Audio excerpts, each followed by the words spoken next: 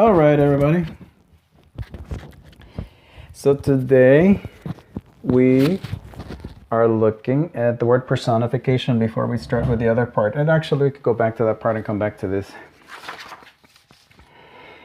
Last time, and I'll be using gloves because I was doing something and might as well use gloves and be safe. Okay. Anyways, yeah. So last time we were reading about, basically, people were kind of doing their thing. There was this kind of weird room, and then suddenly this weird figure appeared, and nobody liked that figure. I would say figure because I don't know if it was necessarily a person. We'll leave it at that for now. Personification.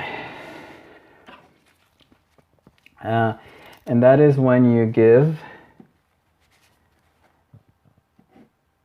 and actually I'll write the whole thing. When you give human qualities to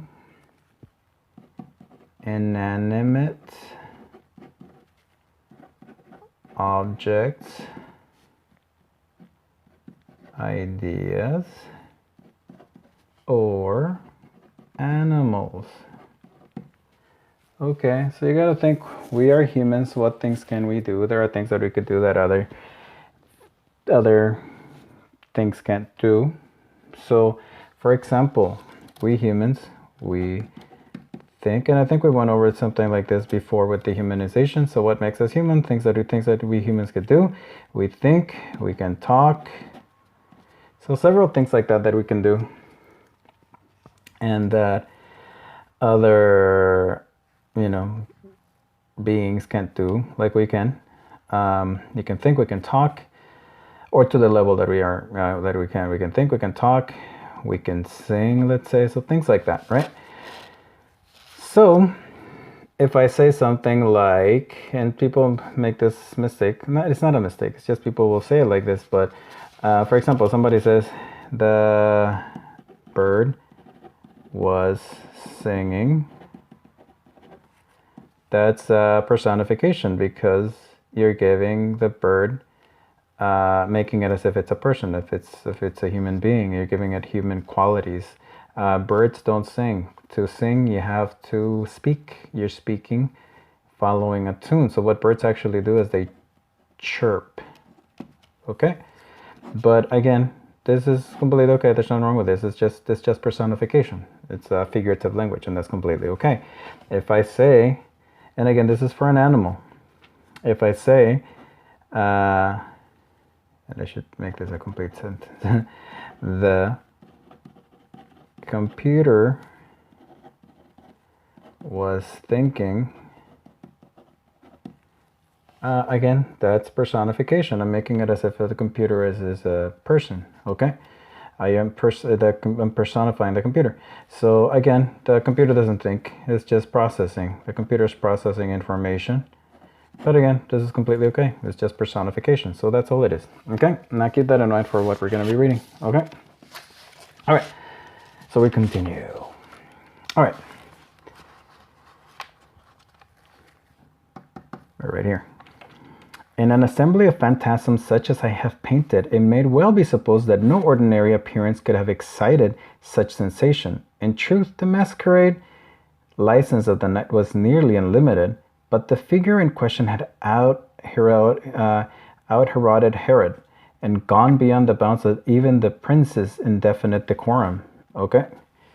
So this is just saying that it's a masquerade. People are wearing masks. Imagine a Halloween party. Okay, people are crazy Halloween. They'll wear, I've seen people dressing like the Purge, other people dressing like the Ring. So imagine something like that. So they say that the fact that this person or this individual got that much attention tells you something, because it's like everybody's kind of dressed weird anyways, and then they still get this much attention. And the fact that the prince's indefinite decorum, it was even beyond that. So there was something that definitely got people's attention. So it wasn't just like a costume kind of thing. It was like, whoa, okay.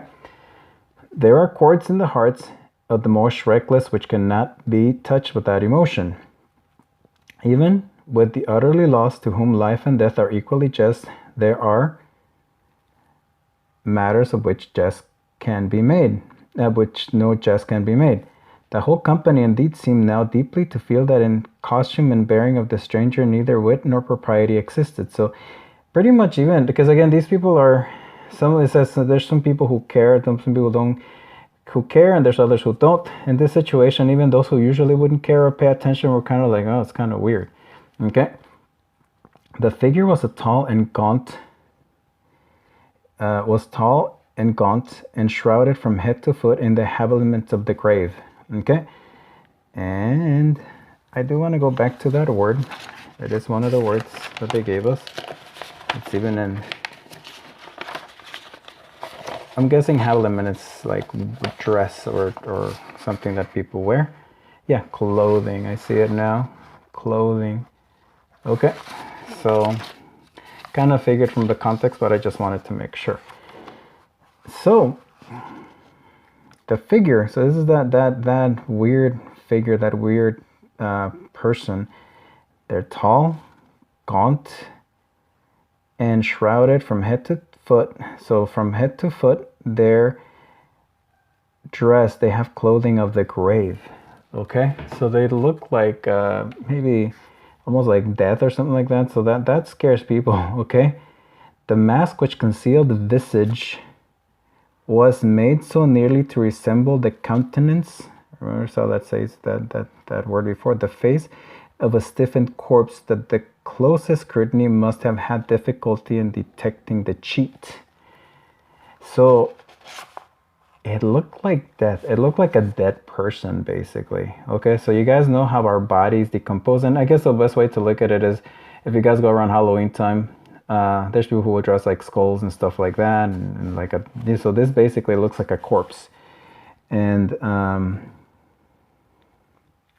yeah, the countenance or the face of a stiffened corpse. And stiffened corpse, obviously when people die they get stiff, so so that's what it looked like. And it was so good that it says it was difficult to detect the cheat. Like it was really hard to tell, is this an actual corpse? Is this a dead person walking, or is it like a costume? So it was that good. Again, if you're seeing a dead person, it's something that looks like a dead person, I think. And again, this does not look like a Halloween costume. It looks like it's actual flesh, maybe. So that's why people are getting freaked out. And you would imagine, I think anybody would freak out. And yet all this might have been endured, so everybody would have usually taken it, if not approved by the mad revelers around. So people wouldn't have paid attention, except people did. So again, it was strange. But the mummer had gone so far as to assume the type of the Red Death. His vesture was dabbed in blood, and his broad brow, with all the features of the face, was besprinkled with the scarlet horror. So this person had that costume, if you want to call it that. And not only that, but they had almost like assumed the type of the Red Death. They were basically in blood. Okay, so again, people will get freaked out by that.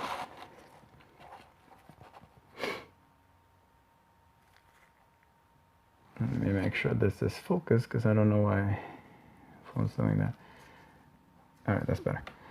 When the eyes of Prince Prospero fell upon this spectral image, which with a slow and solemn movement, as if more fully to sustain its role, stalked to and fro among the waltzer, he was seen to be convulsed in the first moment with a strong shudder, either of terror or distaste. But in the next, his brow reddened with rage. Okay, so when Prince Prospero, this is that rich guy, he escapes and he goes with the people he likes, I guess.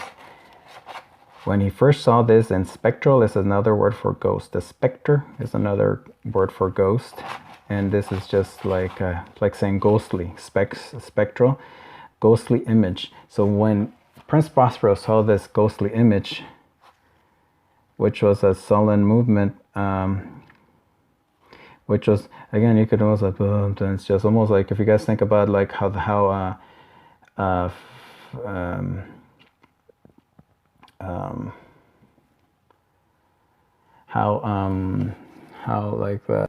how Frankenstein walks. You know, he's like kind of you know, almost like he's dead. So, and I guess he was part dead. So that's what this person, this image looks like. They're walking slow and solemn movement. And he's walking to and from among the walls. So he's not even dancing, he's just walking through them. So he was seen to be convulsed. So convulsed, the one who's convulsing is not that figure, it's Prince Prospero. So when he saw that person walking like that, he was convulsing, he was having convulsions, but it's like it was either terror, he was either scared, or distaste, which means he didn't like what he was seeing. But in the next, his brow reddened with rage. So this guy was very angry. It's kind of like, how dare this person ruins my party? So he's probably looking at it like that. So it seemed like he was not happy. And actually it says that right there. Let's continue. Who dares, he demanded hoarsely of the courtiers who stood near him. Who dares insult us with this blasphemous mockery? Seize him and unmask him, that we may know who we have to hang at sunrise from the battlements. So this guy was angry. He was having a party and somebody came to ruin his party.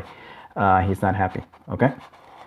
It was in the eastern or blue chamber in which stood the Prince Prospero as he uttered these words. They rang throughout the 7 rooms loudly and clearly, for the prince was a bold and robust man, and the music had become hushed at the waving of his hands. So all the music stopped, and everyone's like, ooh, you know, because this guy, Prince Prospero, was angry. He was having a fun party, and this, whatever it is basically ruining it. So he's not happy, okay? So like I said, he's definitely not happy. And we will stop right there. I like this place to stop. We should be able to finish it. Where's the next thing? I should be able to finish it next time. It's a really cool story, but right now we left off on Prince Prospero, very upset. How dare! He's just very upset. Okay, so that's where we're leaving off for now. Like I said, we will continue on. You guys are Thursday, yeah. On Thursday, no. Well, whenever you guys, whenever it's your time. So we'll continue with this. Hopefully you guys are enjoying it. Again, hopefully you guys printed out the story and it's looking like this. If not, then that's okay, as long as you guys are keeping up with it. Okay. All right. I'll talk to you guys later. Have fun. I think you guys like my purple hints. Purple pen. I like purple. What can I say?